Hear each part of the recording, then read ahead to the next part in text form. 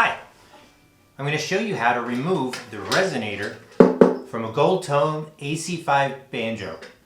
It's actually really simple. All you need is a flat bladed screwdriver, or in a pinch, you can use a dime. Nice thing about it is because it's very simple to convert. Let me turn on the close-up camera so you can see a little bit better what I'm going to show you.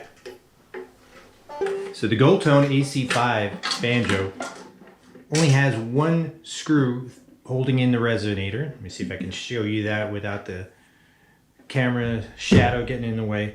And that's the only thing holding it in place. So you just use your dime or your screwdriver, flat bladed screwdriver, and unscrew the screw.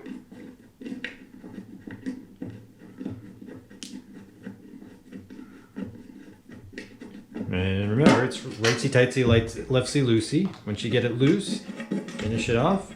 And there's the screw coming out. And then the resonator, just a one-piece resonator, composite resonator, comes right off, and there you have it. So what you're left with, though, is the attachment on the rod here. And I found playing this claw hammer style, well, playing it with that, this catches on my shirt. This screw post. So you got two options. You can actually just put the screw back in it so you don't lose it, and then that way you only have to keep track of the resonator piece. But I found that, but even that I found a little annoying. It was digging into me. So what I did, first I took a magic marker. I marked the position of this, which this is the part that the screw holds onto, and if you look, it's got two Phillips head screws holding it. So I just took a Phillips head screwdriver, loosened those a tiny bit, and then once that, I'm able to rotate it so that this screw is pointing sideways. It's not going to be digging into my stomach, and I could just tighten it up. Now I marked the location with the magic marker just in case I figured out, well, if I decide to remove this completely, if I wanted to put it back in, I'll be able to pretty easily. But I found that this was actually fairly comfortable as is to play. It doesn't get in my way.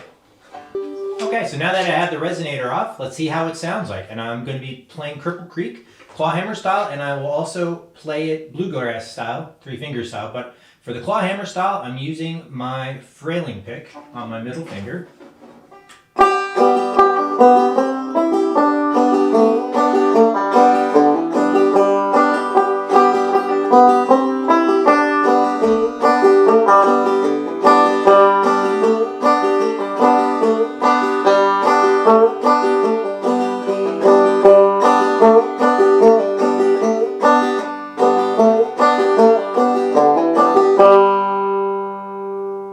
That's how that sounds. All right, Cripple Creek, bluegrass style with my finger picks.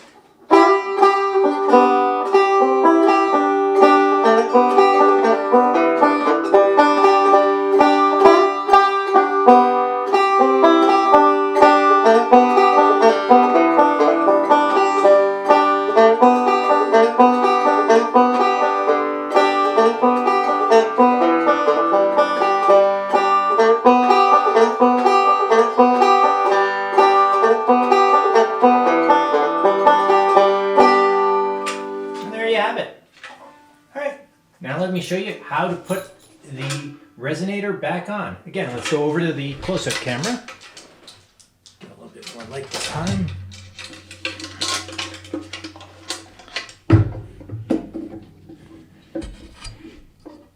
So again, I have rotated this out of the way, so let me just undo these screws a couple turns. You don't have to do much, just to rotate it back in position, and then tighten those two Phillips head screws again. And there you can see it's in between my marks. And again, put this resonator body, it only goes one way, it's only got the one cutout. And there you can see the post. There you can see the screw sticking through, and this fits over top.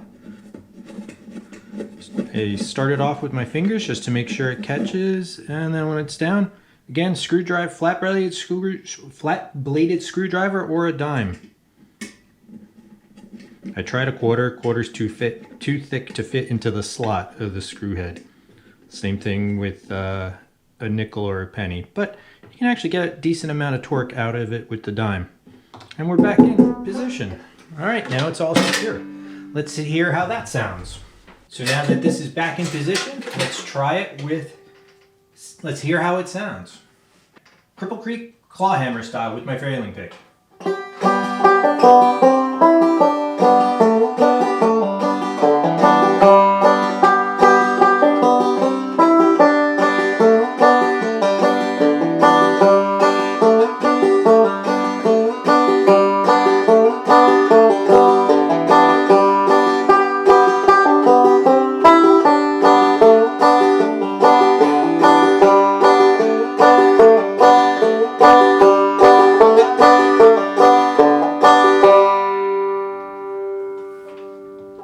Alright, and now let's try Cripple Creek bluegrass style with the resonator in place.